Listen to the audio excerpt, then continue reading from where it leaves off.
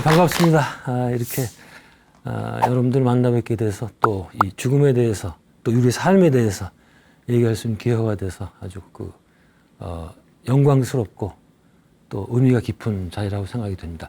제가 이제 이번부터 4번 강의를 할 텐데 오늘은 임종학, 그러니까 죽음이라는 게요. 제가 이제 1981년도에 미국의 종교학을 공부하러 갔거든요. 제 종교학과에서 학부에 과목이 있는데, 죽음에 대한 과목이 있는데, Human Death and Dying 이렇게 되어 있더라고요. 그래서 지금 인간의 죽음과 dying, 그래서 이게 왜 dying이 들어갈까? 의문이 들었어요. 그래서 나중에 봤더니 그게 맞더라고요. 그래서 번역하면은 인간의 죽음과 죽어감. 그러니까 인간이 죽는다는 게 생물학적으로 딱 언제 죽잖아요. 그것만 중요한 게 아니라 죽어가는 전 과정. 그 다음에 장례, 재례, 또 뭐 환생까지 해가지고 수많은 과정이 있기 때문에 그 전체를 죽어감이라고 얘기를 하더라고요. 그래서 오늘은 임종인데 뭔가니 말기 질환을 선고받고 죽기까지의 과정. 이 말기 질환이 뭔가 하니 이제 다시는 건강을 되찾지 못하는 그런 상태예요. 그래서 대체 의사들은 말기 질환 상태라고 그러면 한 6개월 정도 잡더라고요. 시한부를. 그 기간 동안 과연 우리가 어떤 준비를 해야 되겠는가. 굉장히 실제적인 질문입니다. 이쪽 문제가요. 우리가 일생에 한두 번밖에 안 겪는 일 아니에요. 네? 자기 부모나 배우자, 그게 죽음밖에 없잖아요. 아이, 자식들도 있겠죠. 그게 몰라요, 그러니까. 겪어보질 않아가지고 준비도 못하고 잘 알 수 있는 데가 없습니다. 그래서 오늘 그쪽에 대해서 얘기를 해보려고 합니다. 한국 사람들이 죽음에 대한 반응들을 보면 저는 3가지로 얘기를 하는데, 제가 한번 길을 가다가 제 동창을 만났어요. 굉장히 오래 만나서, 야, 뭐 하냐? 그러니까 음반을 만든대요, 갑자기. 그래서, 그래? 그럼 내가 돈을 벌게 해줄게. 근데 돈을 벌게 해준다니까 이게 귀가 번쩍 뜨여가지고 뭐냐고 그래서, 야, 나하고 같이 죽은 음악을 만들어 보자.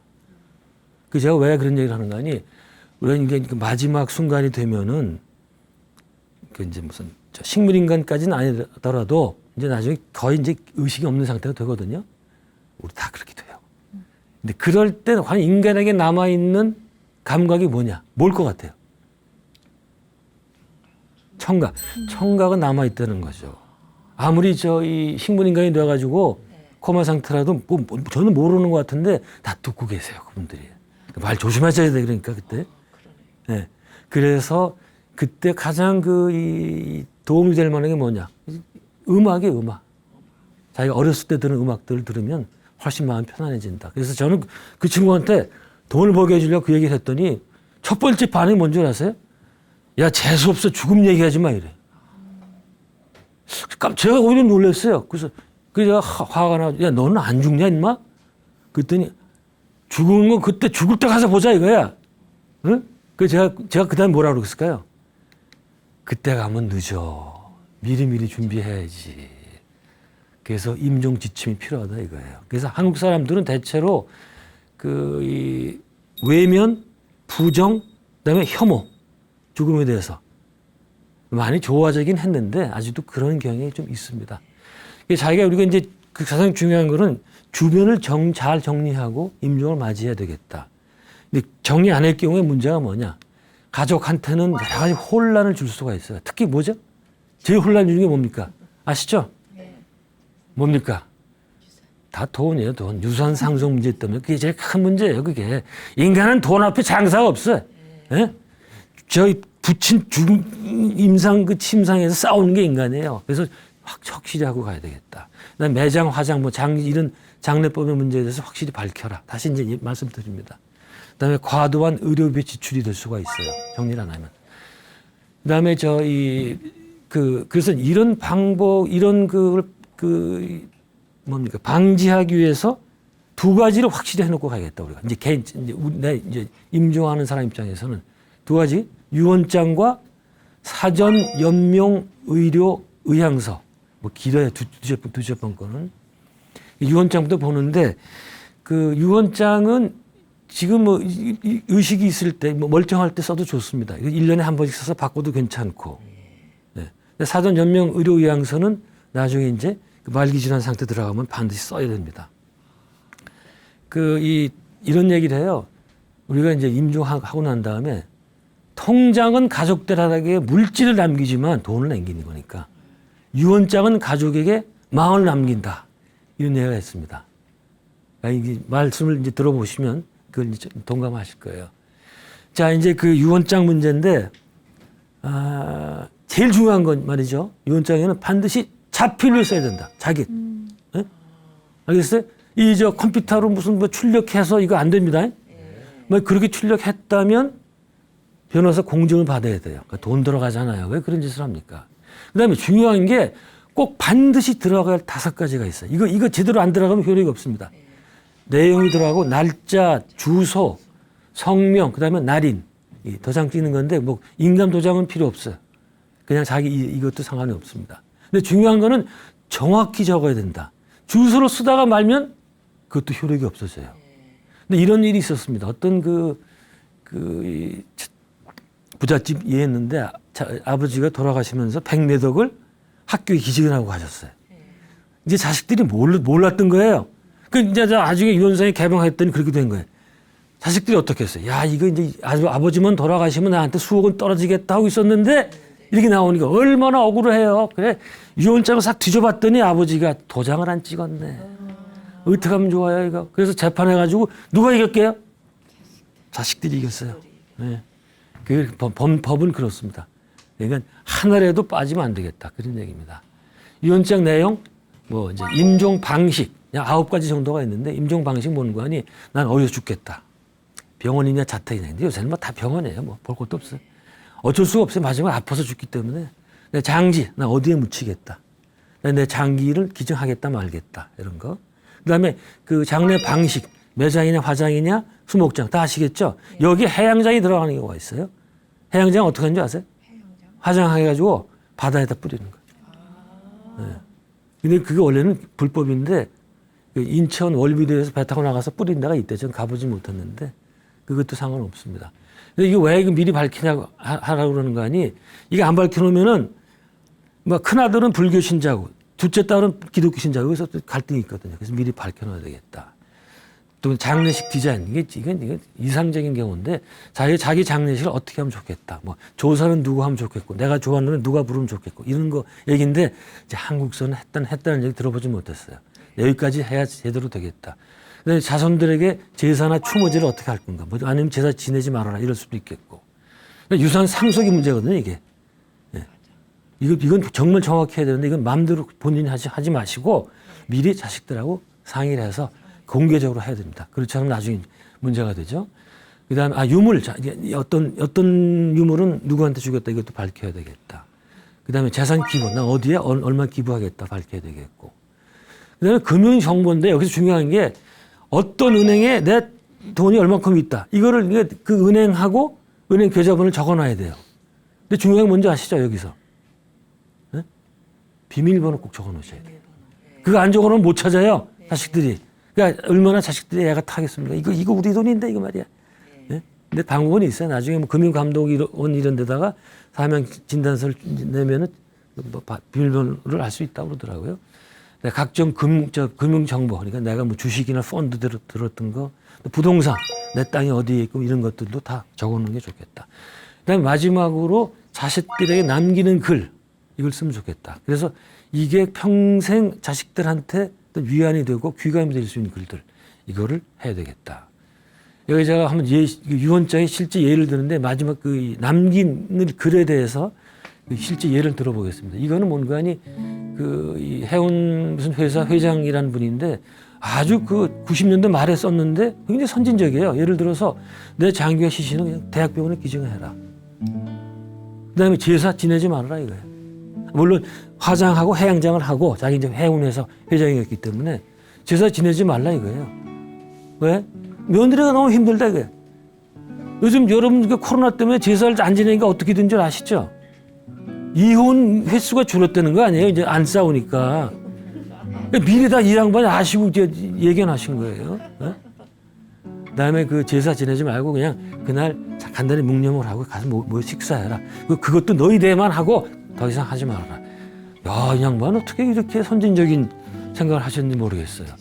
근데 이건 일본 사람 경우인데 또 사장인데 제가 암 진단을 받았고 고칠 수가 없다 했더니 생전 장례식을 했어요.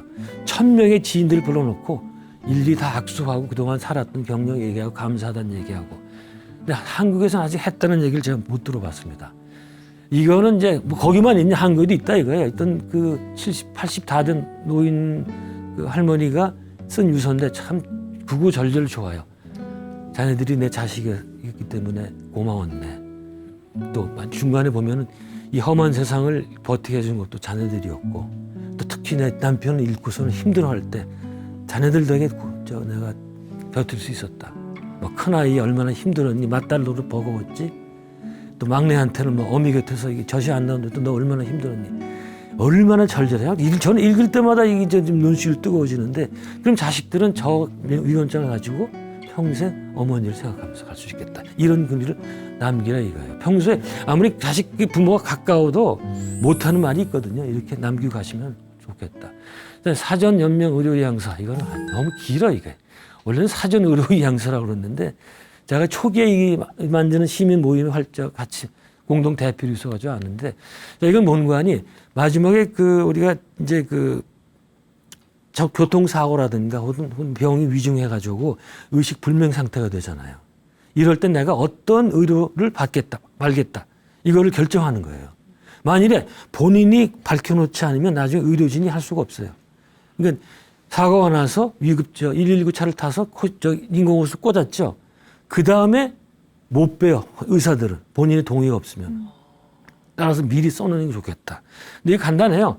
이게 나 자신 위해서 쓰는 건데, 이거 쓰는 이유는 이제 못 고치잖아요. 예? 불치병이거든요. 그럴 때 어떤 치료를 받든지 간에 필요 없는 거예요. 따라서 본인만 힘들어요. 본인만. 예? 그래서 미리 써놓는 겁니다. 예? 그리고 문제는 또 이게 이 무의미한 연명 치료라고 그러는데 이때 돈이 너무 많이 들어가요. 그래서 전세 살던 사람 월세로 빠지고 말이야. 자식들이 돈이 너무 많이 들어갑니다. 그러나 못 고치는 거 아니에요. 이거 다 돈 갖다 버리는 거란 말이죠. 이런 것도 방지할 수 있겠다. 네? 이건 너무 이건 이전에 사건이 있었는데 한번 이제 이거 우리가 존엄사라고 그러거든요. 이런 여러 가지 치료를 안 받고 편안하게 가는 죽음을 존엄사라고 그러는데 2009년에 상징적인 사건이 있었습니다. 연대에서 어떤 할머니가 코마 상태에 빠졌어요. 이런 의향서 쓰지 않고. 근데 병원에서는 뺄 수가 없는 거예요. 인공호흡기나 이런 거를. 자식들이 뭐라 그러는 거니 병원하고 이제 같이 짰다고 그럴까? 병원을 고발해라. 재판을 하게 되면 거기서 이제 이 판단 가지고 하겠다. 근데 이 할머니 본인이 자기는 이런 거 안 하겠다는 말을 많이 남겼대요. 그래서 그게 통과가 돼서 재판부에서 인명치료 중단. 그래서 이제 이게 최초의 존엄사가 된 경우인데 이 양반이 이거 떼고도 6개월인가 9개월인가 또 많이 사셨어요. 편안하게 가셨습니다. 그래서 자관 이의적 문제가 제일 문제는 연명치료 할 때 제일 문제는 뭐다? 본인이 제일 고통스러워요. 여기 안 들어가죠. 호수 여기 들어가죠. 인공 투석하고 이러면 말이죠. 본인이 제일 힘든 거예요. 그게 절대 효과 아닙니다. 마지막 가시는 길에 자식의 도리가 마지막까지 치료해줘? 해서 나면은 상관이 없어요. 안 낫거든요. 안 되겠다. 그리고 평생 쓰는 의료비 가운데서 절반을 죽기 전에 한 달에 쓴다는 거예요. 그리고 죽기 전 3일 동안에 전체 의료비의 25% 쓴대요. 그러니까 이게 전부 갖다 버리는 돈이에요. 그래서 이건 제발 막아봐야겠다. 이 작성 요령이 있는데, 자, 여기 보시면은 아주 간단해요. 이제 서류가 있긴 한데 간단합니다. 이렇게 하시면 돼요. 이거 아주 정말 엑기스만 제가 말씀드리는 거예요. 자, 먼저 노할 거. 심폐소생술. 이거 심장 하는 거 있죠? 그거 하면 안 됩니다. 이건 다 갈비뼈 다 나가요. 네? 네. 그 다음에 인공호흡기. 인공투석. 이거 피가 하는 거. 그 다음에 항암치료. 다 필요 없어요. 무조건 무조건. 아무 효과가 없어요. 그러나 뭐예요? 진통제. 그 말기가 되면은 굉장히 아프다고 그래요. 네? 이게 아픈데 장사가 없습니다. 여러분 꼭 기억하세요. 다 여러분들 얘기해요, 지금. 네? 근데 진통제가 뭔가 아니 몰핀 같은 이런 마약이에요. 그걸 제대로 쓰면 진통의 70~80%는 잡을 수 있다는 거예요. 그거 안 잡으면 정말 힘들어서 안 됩니다. 이렇게만 아시면 되고, 나머지는 여기 대해서 알고 싶으시면 그 검색창에다가 사전 연명 의료 의향서라고 쓰면 거기 다 나옵니다. 어디 정부의 무슨 보건복지부에 뭐 하고 어쩌고 저쩌고 해서 거기 또 서류 보내는 게 있으니까 그걸 참고를 하시고, 다른 기관도 많이 있어요. 그래서 거기 검색만 하시면 됩니다. 제가 여기서 다 말씀 안 드려도 될 것 같아요. 그다음에 내가 곧 죽는다는 선고를 받는다면 우리가 이제 말기 질환 상태가 되잖아요. 그래서 검사를 받았어. 근데 이제 말기 질환이에요. 이럴 때 반드시 본인에게 알려야 되겠다. 네? 말기 질환을 선고받았을 때 이제 뭐 의사들이 하는 일도 있지만은 우리 의사들이 하는 일까지는 알 필요는 없겠고, 가족들이 과연 어떻게? 이제 가장 중요한 거는요. 이제 말기 질환 상태에서 가장 중요한 건 의료진과 가족입니다. 네? 우리가 그때 두 가지 고통으로 크게 이제 괴로움을 겪는데, 하나는 그 육체적인 고통, 아까 얘기했잖아요. 너무 아프기 때문에 그건 의사가 잡습니다. 그다음에 고독, 혼자 가는 길, 이것 때문에 이제 고독 이런 거는 가족들이 해줄 수 있다. 마지막에 의지할 수 있는 것은 가족밖에 없겠다, 이 얘기입니다. 지금 가족이 어떻게 해줘야 되나? 여러분 이건 정말 여러분 배우자라든가 부모님 가실 때 이걸 꼭 실천하셔야 돼요. 항상 당사자가 존엄하게 임종을 마칠 수 있도록 의견을 통일해야 되겠다. 무슨 심적으로 어떤 고통되는 이런 일들은 얘기하면 안 되겠다. 그다음 제일 중요한 거는 항상 그 아버지든지 어머니든지 배우자든지 나는 그 당신과 함께 끝까지 가겠다는 거. 그거를 확신을 줘야 돼. 왜? 혼자 고독하거든. 자기가 어디로 가는지도 모르고 아프고 뭐 이러니까 너무 힘든 거예요. 이때 자식들은 옆에서 계속 끝까지 갈 거고, 가신 다음에도 아버지나 어머니 계속 기억하고 항상 같이 있을 거라는 확신을 줘야 되겠다. 네, 이게 굉장히 중요합니다. 이거. 그러면서 계속 대화하고 만지면서 미안합니다, 사랑합니다, 고맙습니다 이런 것들 계속 해야 되겠다. 그다음에 이제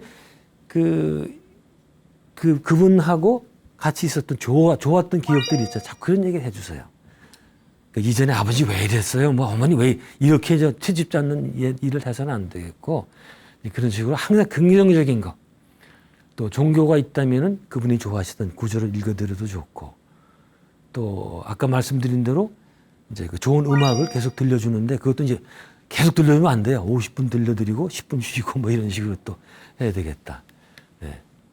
그다음에 제가 어느 책에도 안 나온 얘기, 제 책에만 나오는 얘기인데 제발 해서는 안 되는 일 중 하나가 이제 그런 분들 말기 있는 환자한테 가가지고 맨날 그러잖아요. 아버지, 전 누군지 아세요? 여러분 다 경험이 있죠? 네? 이게 근데 우리는 첫 번이지만 듣는 분은 미안합니다. 오는 사람들마다 내가 누구냐고 물어보니까 아주 짜증이 나요. 그 한번 제 딸내미가 가서 제 아버지 보고 할아버지 저 누군지 아세요? 그랬더니 이 양반이 하도 답답하게 누구긴 누구야 네 애미 딸이지. 그러시더라고요. 그러지 마시고 가서 먼저 저 셋째 아들 누구입니다. 이렇게 얘기를 먼저 하세요. 그렇게 그런 식으로 이거 간단한 것 같은데 이게 가르쳐 주는 데가 없더라고요. 그다음에 이런 게 있습니다. 이제 이분들이 마지막에 되면은 막 여기가 병원이야, 뭐 집이야 말이 혼동되는 경우가 있어요. 저도 뭐 많이 겪었습니다. 그럴 때 아버지 무슨 얘기예요? 여기 병원이지. 핀잔 주시면 안 되겠다. 그다음에 이제 또 갑자기 혼자 뭐 대화를 하세요 또. 그래서 아버지 왜 이래? 그랬더니 야, 너 할아버지가 오셨어. 그런 거예요. 돌아가신 할아버지가. 그래서 그때 이제 그렇다고 이제 그거 보고 무슨 헛소리예요? 이러시지 말라 이거예요. 이게 뭔가 유명한 death bed vision, 임상 침상 비전이라 가지고 임종에 가까이 간 분들은 그 돌아가신 분들이 마중을 나온다는 거예요. 그래서 나오잖아요. 그럼 정말 이제 그런 대화하는 분이 있잖아요. 그럼 그런 분들은 2, 3일 내로 가십니다. 준비를 해야 돼요, 그때. 네. 절대로 뭐라고 그러시면 안 되겠다.